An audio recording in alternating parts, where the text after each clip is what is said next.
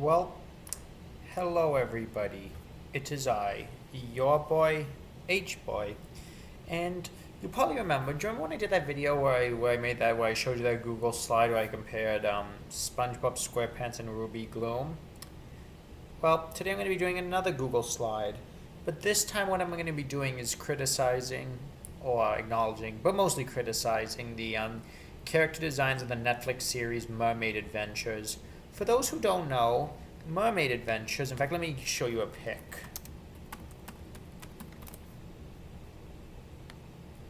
So basically, Mermaid Adventures is this thing, which is it's basically this, if you don't know if you see that.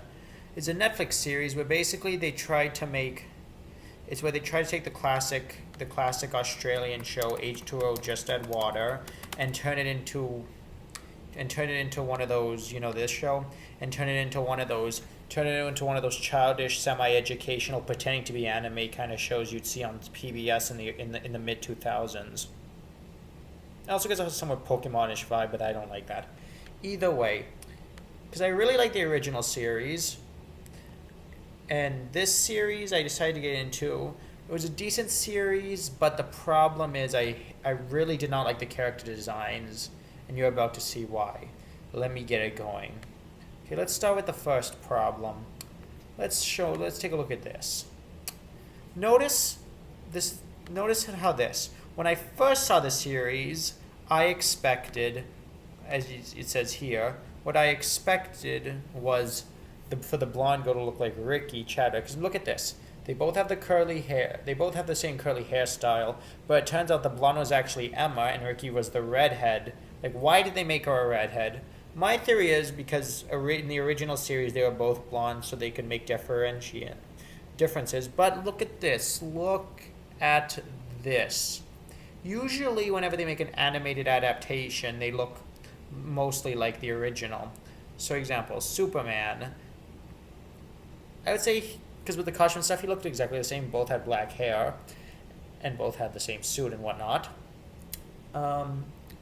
And then the animated adaptation for Spider-Man. Well, to be fair, the human Spider-Man didn't really show much, but the person who made the what's it called? You know that newspaper dude?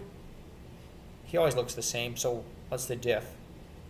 And any other adaptations? Oh, the Doodle Bops. I don't know if you remember the Doodle Bops. Let me show you a picture of the Doodle Bops. The Doodle Bops. You see that? You see that.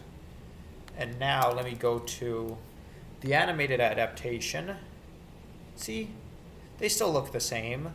So yes, of course, I'm not trying to I'm not saying it's mandatory that they look the same, but usually they look the same. But in this, it looks so different that if you never watched the original show, you wouldn't even, currently, if you never watched the original show, you wouldn't even know it was an adaptation. It's whatever the hell this is.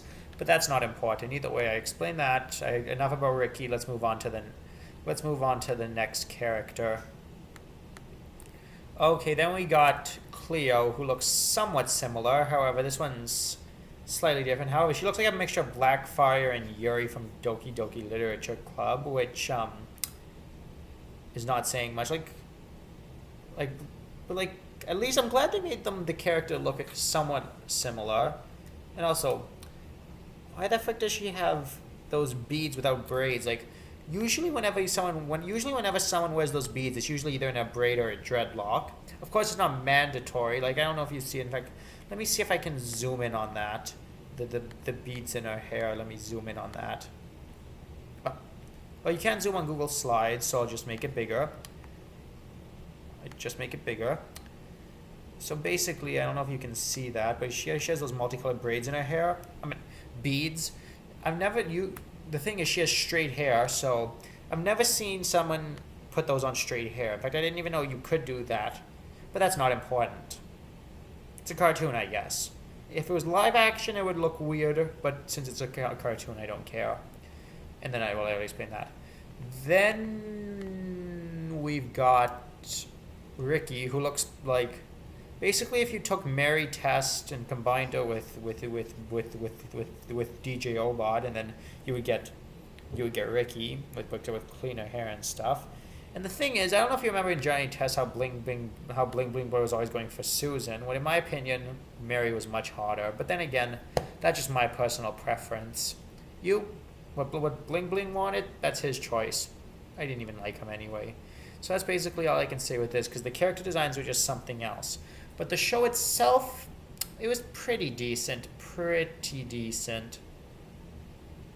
And what's really cool is they also had some voice actors from Arthur. For example, Cleo was voiced by Jane, and there was a character that had Binky's voice actor from Arthur, which was pretty awesome. In fact, when I heard it, I almost heard it straight away. So that was pretty cool. And I've only seen 4 episodes, so I can't say.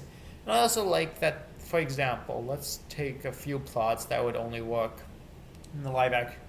However, what I do like about the designs is, for example, there's a few main differences. In this one, all 3 of them look different. For example, let me get you a picture. Let me go back to the Mermaid Adventure. Let me go back to the Mermaid Adventure picture. Notice how Emma's is orange, Emma's tail is orange, Cleo's is dark bluish, and Ricky's is red. Yet in the original series, they were all this browny, orangey, scaly color. I don't know how I would describe that color. Browny, orangey, scaly, or whatever. And then the mermans were blue. Like, if you go to the mermen, they had blue tails. Let me see if I can find a picture of one of the mermen. Here we go. See how he has a blue tail for some reason? Don't know why he has a blue tail, but he does. Which, in my opinion, looks hideous, but that's not important. They might have mermen in the show. Remember, I've only seen 4 episodes of the animated adaptation. So far, it's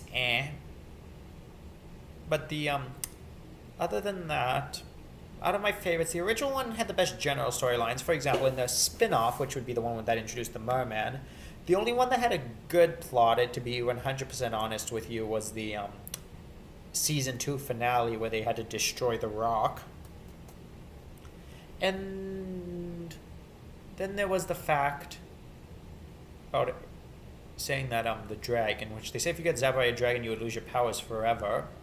However, unlike that one, they explicitly said it was forever. If you remember the 12-year thing from the original series, they did say forever. But the thing is forever really forever?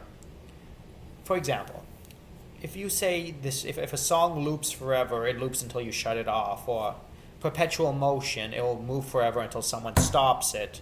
Netherrack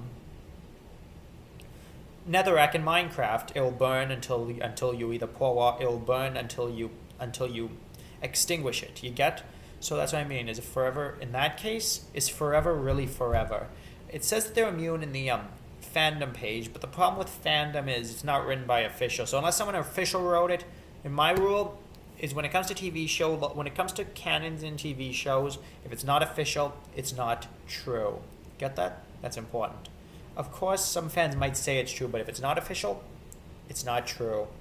Anyway, that was your boy, H-Boy, talking about character designs and a bunch of other rambling stuff, and I'll see you next time.